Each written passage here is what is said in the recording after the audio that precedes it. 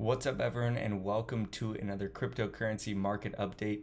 In these videos you will learn how to use technical analysis to forecast price movements in your favorite cryptocurrencies like Bitcoin and Ethereum, and also see where we are looking to buy and sell these crypto assets ourselves. You'll notice that my background is a little bit different today, and that is because I'm over in London. So I'm in my hotel room right now doing this video, so the audio recording is not going to be as good as it usually is, as I don't have my regular mic with me. But we're going to be looking at Bitcoin and Ethereum today. So let's start off here. Turn my mouse on. Let's start off here with Bitcoin on the monthly time frame first. So Bitcoin is continuing to slide after it set its monthly high here in the month of April. And we're right now currently trading at 42,700. If we look at the main resistance levels here and potential supports on the pivot indicator, typically in this indicator, after we push past a pivot level and we turn in and we close above it, it'll turn it into a support level. So we'll see if the R1 ends up holding like that. Currently, obviously, the R2 is so close to this low, it did not hold. So let's look at the weekly time frame and see what we got going on here. So on the weekly time frame, there's no support in this zone. So that's why I said once we get it closed below the R2, which we almost got, but we didn't quite get it last week, but obviously the price action has not cared so far. We're continuing to see that slide down here to our main support level that we've been talking about, which is at about 37,936. Last week we had above average bear volume to push us down and close below the low of April 19th. If we end up closing this week below this low as well, that'll be a confirmed bearish downtrend on the weekly time frame. And so that's something significant to be aware of. The other thing that we need to be aware of is if we go to the 3-day time frame, we can see that, we'll talk about this in a second, we can see that we're getting a significant drawdown in price. But the other thing that we're seeing here is this inverse head and shoulders pattern. Or I'm sorry, regular head. I'm so used to seeing the inverse head and shoulders pattern. I said that, but we actually are seeing the regular head and shoulders pattern. So you can see that if you drew a trend line down, you'd be seeing that this is a sloping down head and shoulders pattern, which is more bearish than a regular head and shoulders pattern. Because the neckline is slanted down, meaning that the target is going to go even further down than if it was horizontal. So the target for this, if this pattern ends up playing out, we measure from our head down to our neckline, which if we drew it on a diagonal, it would be somewhere around here. So let's call it 16,900. So if we take that from our neckline and take that down, take it from roughly the same spot, 16,900 is going to take us right into this zone, right to about 32.5.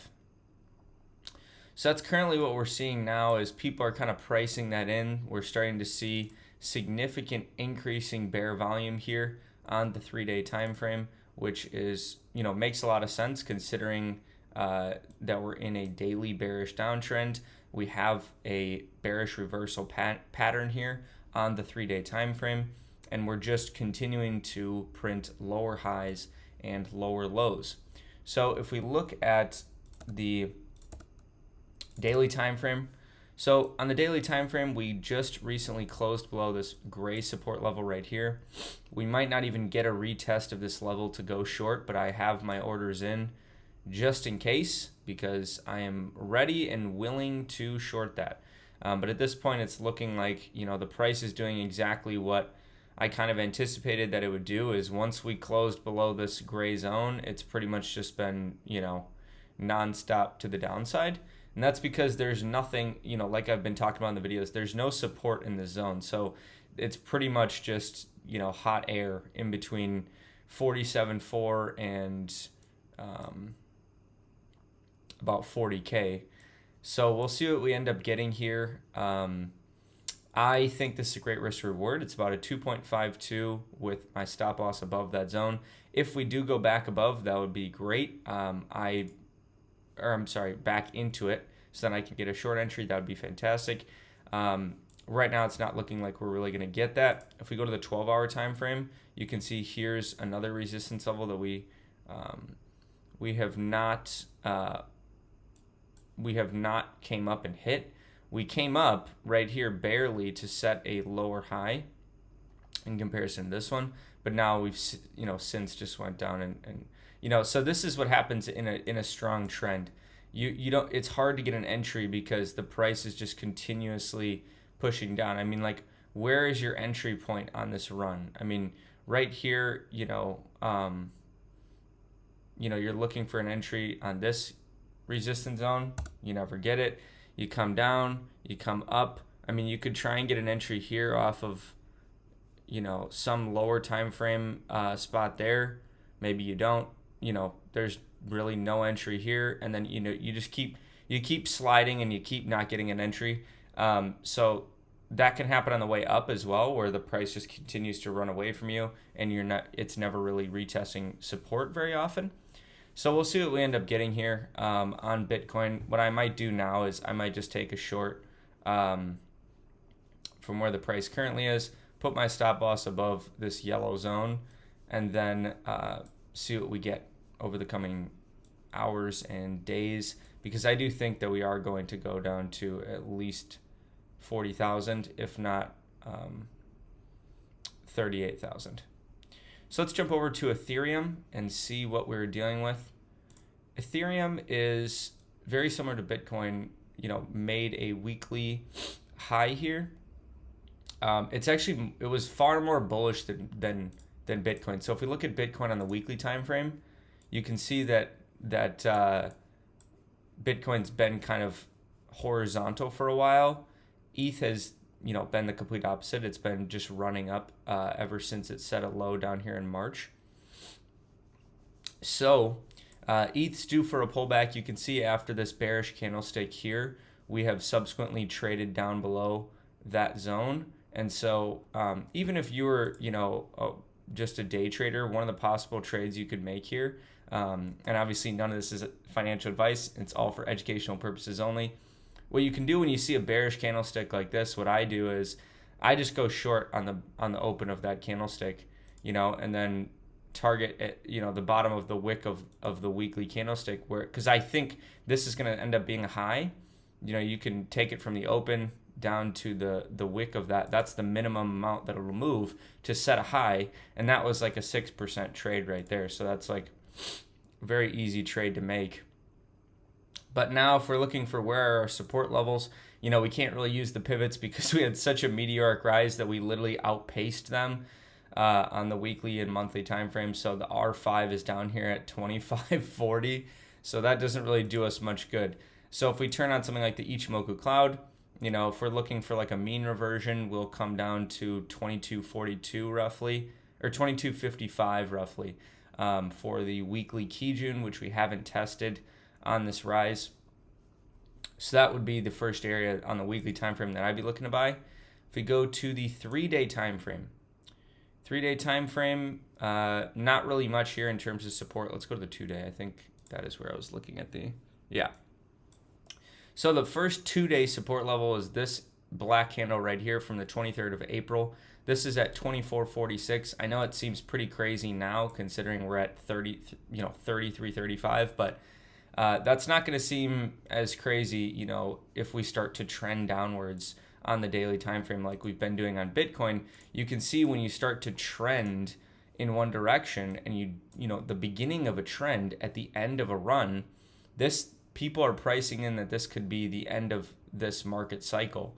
So when you have that sort of momentum, and people thinking, well, this could be the end of the bull market, that pushes the price down even more. So that's something to be aware of. The daily levels, though, if we're looking at the daily time frame, there's two things to keep in mind. This red level is going to become valid if we close today's daily candle below this low. So if we close below this low, that's going to be a confirmed, and the reason is very simple. It's very clean, high, low, lower high, lower low. So this is a very clean setup. And so if we end up getting today's daily candle close below this low, what I'm going to do is go short on a retest of this daily zone, put my stop loss above, and then I am going to be targeting that 24 whatever it was level. So that'll take us down, pretty significantly. And I think that could end up being the top of this. It could end up being the top of the run, to be completely honest with you. So we'll see what we end up getting. But the emotions that I'm seeing in the market right now, the sentiment is that a lot of people are still bullish. So that means typically, that's typically how people feel when we do start seeing the other side of the, because when you run up, you have a crazy run up and then you have a crazy fall down afterwards. And so typically what you'll see is people on the way down are kind of in disbelief that it's going down. And they're like, oh, I'm buying the dip, and they just continue to get wrecked because we're in a trending market then, and we're trending down. And so, if you're buying the dips, the momentum is pushing it through those support zones. So, you don't really have math and the market on your side. So that's where opportunities like this become very exciting for me, because this is the first main resistance level on the daily time frame that we'll be able to go short on. If we don't get up to this level again, this blue level right here is another potential level for us. And this is where we had our bull trend here. So this was a support zone for us. You can see we bounced off it once, but then we closed below it yesterday. If today we close below this as well, this turns into the resistance level that we can go short on. So that's something to be aware of as well. Is then this would shift down to here. You'd put your stop loss above the blue level, and then you'd short on the bottom of that wick. In terms of like the shortest short-term target, it's going to be this daily key June that's flat right now, which is where the price wants to go, and that is at 29.65 roughly. If we look at the 8-hour time frame, an entry that I'm trying to get right now, but I don't know if I'm going to be able to get it now that this 8-hour candle just closed the way that it did. It doesn't look promising in terms of we're going to go up to this level to get this entry, but this was the trade that I was looking for, is this white candle right here. When we had this bear trend, we came up. I was hoping this morning I would get filled here, got close, didn't get filled, and now subsequently we've already drew down from near that price, about 8%. So that's kind of sad. But sometimes that happens. So we'll be watching this daily level. It's looking like we probably will close below that.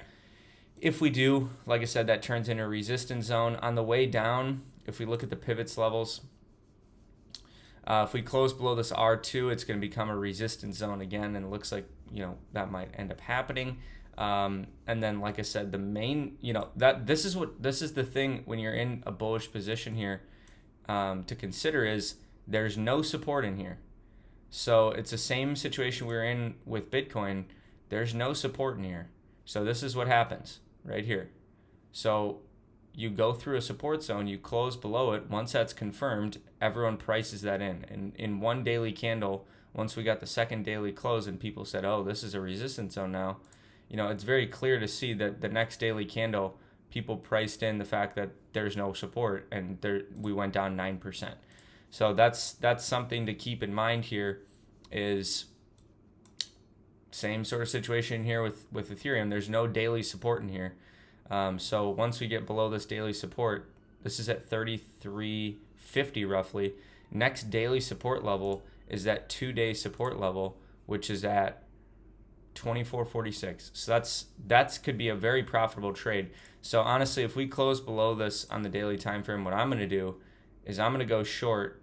I'm going to open a short with my stop loss somewhere inside of this red zone probably, and then I'll also have entries in at this red zone, because I would love to get filled at this level, which is at about 3,700, and then target somewhere down here. So that's kind of what we're seeing on Bitcoin and Ethereum. They're starting to trend bearish. Ethereum is starting to trend bearish. Bitcoin is continuing to trend bearish. So the entries right now, the profitable entries that I'm looking for are short entries. And so that's all we got for this one, guys. If you like this video, give it a like down below and subscribe for future educational content around cryptocurrency and blockchain technology. And if you haven't already, check out our beginner technical analysis course that we just released on Leutheria.com. This is a course where you can learn all the fundamentals that you need to get started generating consistent income for yourself, trading cryptocurrencies like Bitcoin and Ethereum, using all of the different elements that we talk about, which are things like volume, candlestick, reading candlesticks, trading trends, reading volume, different things. I don't know if I already said volume, but I just woke up from a nap, so I apologize. But there's a ton of stuff on there, and we're running a 20% off discount right now where you can get 20% off the course up until May 20th. So check that out, and until tomorrow, onward and upward.